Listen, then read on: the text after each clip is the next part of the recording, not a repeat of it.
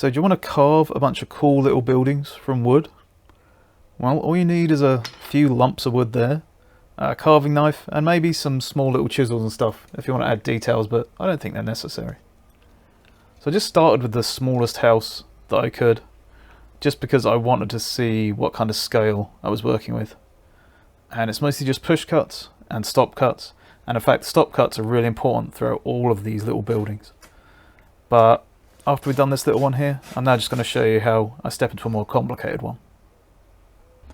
Alright, the rain is holding off outside. Let's take this outside. Much nicer to carve outside sometimes.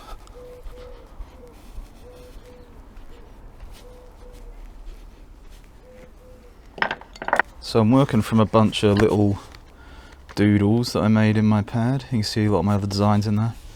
So all these little doodles that I made in here. And I drew them properly on my PC for the template.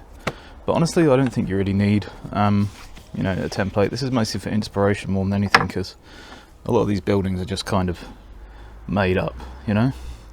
And I think what I'm going to do now is make the windmill, because that was one I was particularly interested in making. It's just going with a really simple design on there. I've just done the basic outline of it, just like we did with the little house, really. And I think this is quite, like, you know, so I've got the designs there and the templates, but I think it's quite a nice thing to do, just to chill out, really. Make up a load of little buildings in your brain. You don't have to stick to any strict format. You know, I suppose you can if you're looking for some kind of distinctive look, like you might be trying to do buildings from, you know, medieval times in Europe or something, or maybe you want to do some like a New York skyline or something, I don't know. But I just think it's quite a cool way to do some miniature carving and make something interesting out of it. I'm thinking I might make this into a key rack or something at the end, but we'll cross that bridge when we come to it.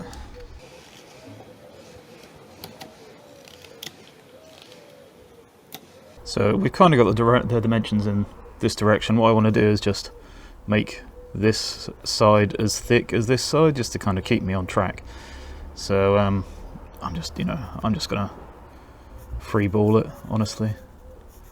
I don't think we have to worry too much. I want it to look kind of good, but we don't have to worry too much. I think thinking too much in this case may be detrimental. So what I'm going to do now is cut this bit out here and start getting an angle going inwards like we've got here on the front, right? So I could start right here and coming, so I want this to be round. You could make it like a square as well. That'll look kind of cool, like a kind of trapezoidal box shape. I think that'll look pretty cool, but I want it to be round.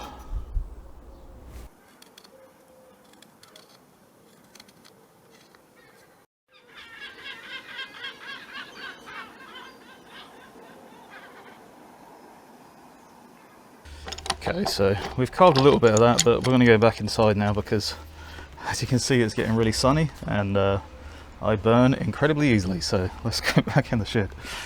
I'm going to sit at the Kieran Croyne table for a moment while we do this next bit. So we've got that bit kind of curving up now towards the central bit. Now I need to make sure this is all actually going to the centre. Don't be afraid to you know, put your carving down like this sometimes and cut your knife into it.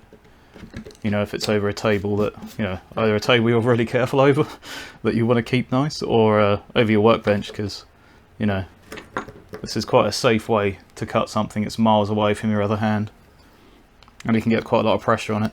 So I think in particular if there's a really high pressure cut that's dangerous, like if I was doing it here and pushing down really hard, you know, I do that sometimes, but sometimes it just feels nicer to do it like this, a lot safer.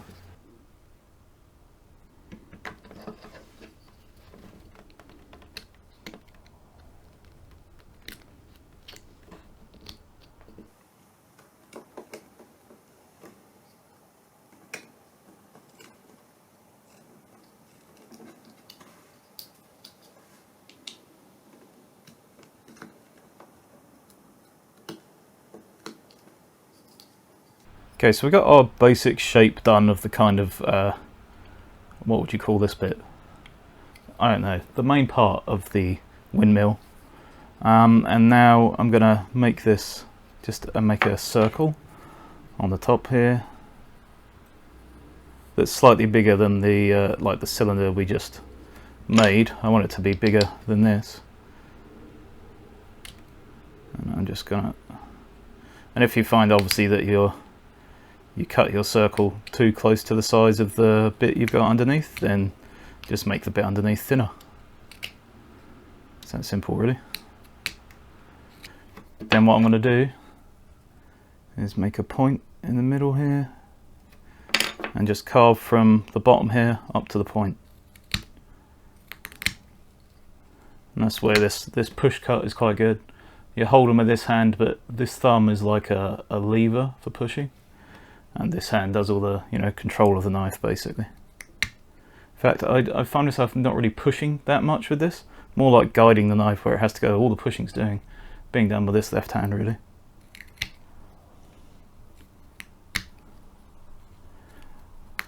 A little bit of twisting maybe with this hand. So sometimes when I'm doing a cut like this where it's sort of at the end of something, I do like to do it like this. So my thumb quite far down, not up here on the end, but kind of far down there, and then pulling the knife up there like that. And just watching where your cut's going every time. You can keep a good eye on the material you're cutting away, and also get quite a lot of force in this kind of pulling back motion like this. Just obviously make sure you keep your thumb, you know, away from the blade down here somewhere.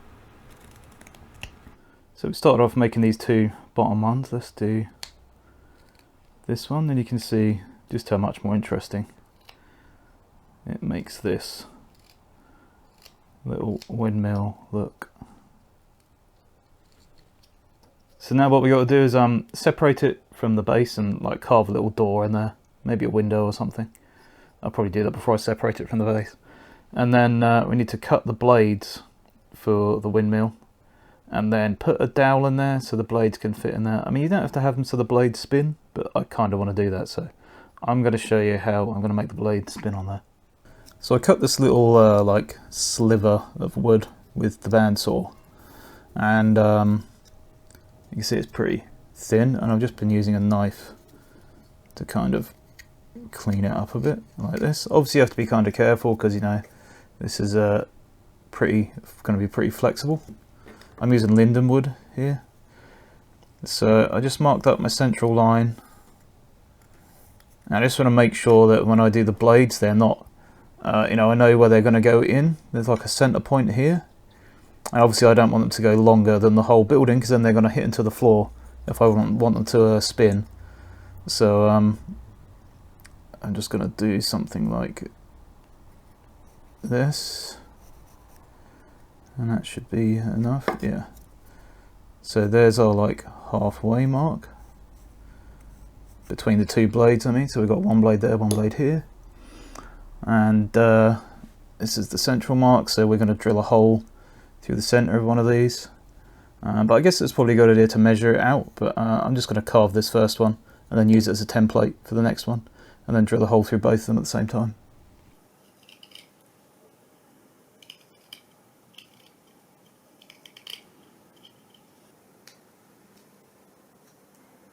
If you're enjoying the video, by the way, and you like what you see, feel free to like and comment and subscribe. It helps the channel out a ton. Thanks very much.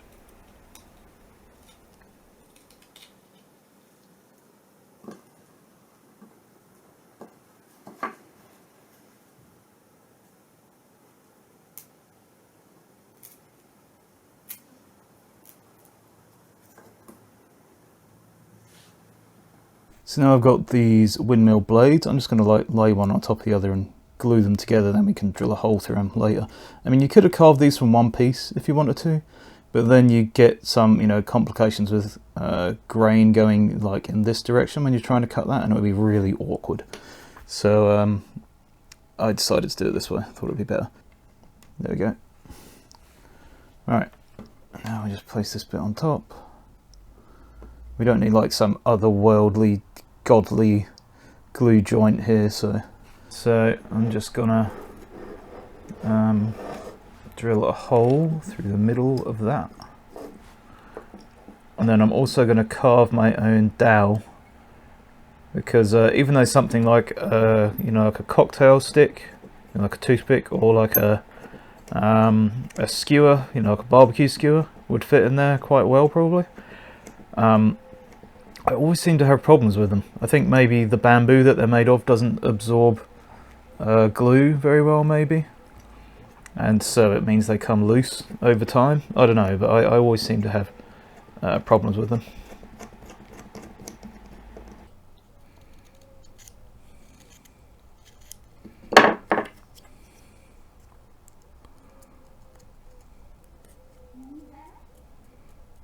There we go.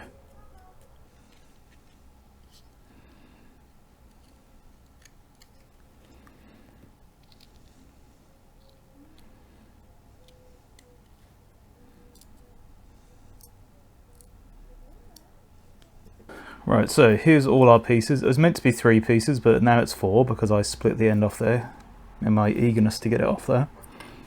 So let's drill the hole in here for the windmill part. And just go in the center there. Obviously watch your fingers here, you know.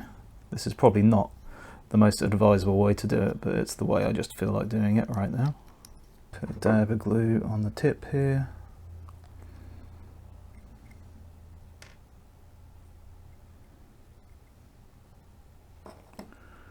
And just take a little bit of that off because there's a bit too much there. Put that inside the windmill. And now we're just going to put a bit of glue on here. And a bit on this bit we broke off.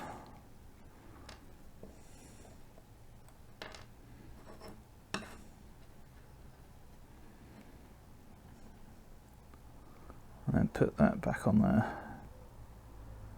So we have a complete windmill once again. So now we're back at the bench, and I've shown you how I make a simple one. This is the one we made at the start, and I've shown you how I make a complicated one. So now let's just blitz through a load of the other buildings and then put these all together in a little townscape that we can make a little sculpture out of.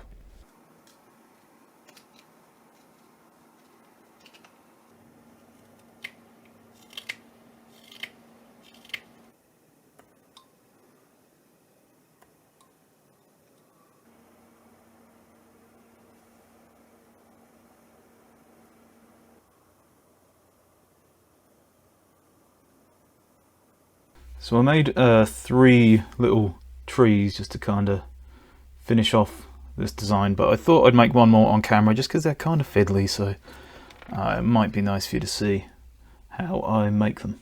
So I don't use a pencil or anything to draw it out. You could if you want, but basically what I'm trying to do is make a ball on the top of this, and then a stick on the bottom, like a tree basically. So then after we've kind of rounded that top over, I'm just going to start skinnying this down a bit and making it into like a cylinder. So just cutting off all the corners. So now we got that kind of shape, I'm just going to come down a little bit further and cut a V-cut on here all the way around to find the bottom of our, well, not the bottom of the tree, but the bottom of like all the leaves and their branches and everything, right? So we just do a V-cut. You know, if you're more skilled and you know what you're doing, then you might do something like this, put the knife in there and then spin this around. And that way you can get a cut, a line in there, right, going all the way around, and that's your stop cut. And you can come up from the bottom and go up to your stop cut, and then just rinse repeat basically until you get the stick the size you want it.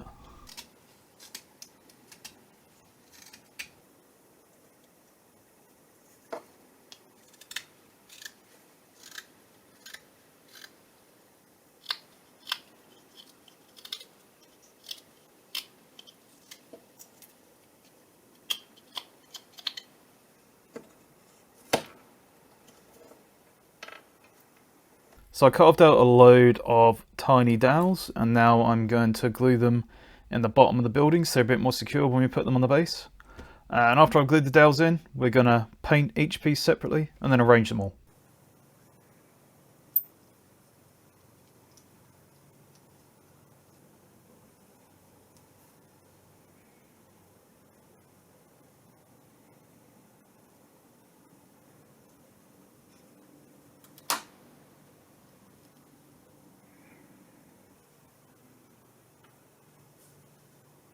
I'm not like sponsored or anything, but when I do my painting straight on wood, I like to use these Amsterdam acrylics. They're a little bit more expensive than your normal kind of run-of-the-mill acrylic paints. And for me, I just like them because they have pretty good coverage and they've got some nice colours.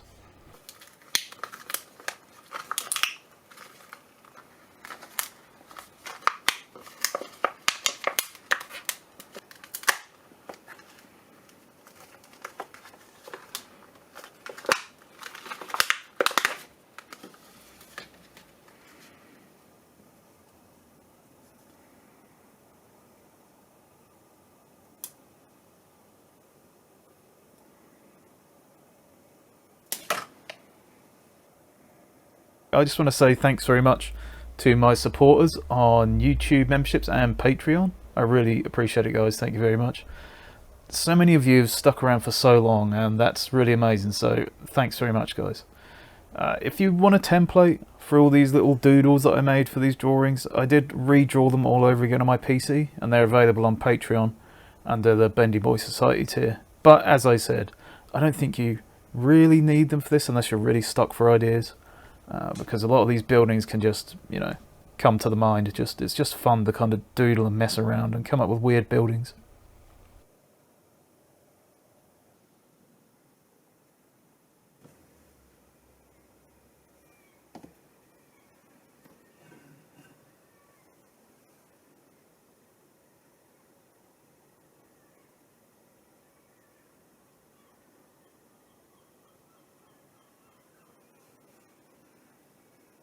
So the paint has dried on all of these now, and I've sort of set them out in the way that I kind of want them to go on my little split level key rack thing I've got. I've cut two pieces of pine. They're 15 centimeters long each. This one is 7.5 centimeters deep or wide, and this one is 4 centimeters wide. Now my plan is to stack them, glue these ones on the top at the back, and then have these ones glued on the front here, and have them so these buildings at the front are slightly overlapping the back ones, at least the tall ones like this one. So I'm gluing it up a little bit higher than the very bottom, like rather than it being here, I'm gluing it up here in the hope that when I put the screws in through the bottom here, they'll be less visible than if it was just completely flat. We'll try and hide them a little bit.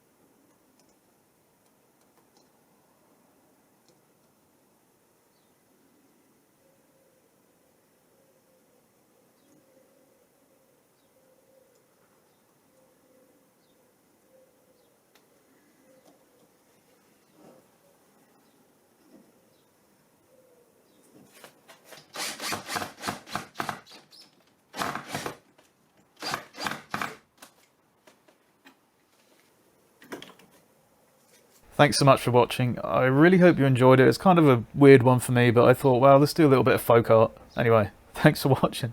I'll catch you later.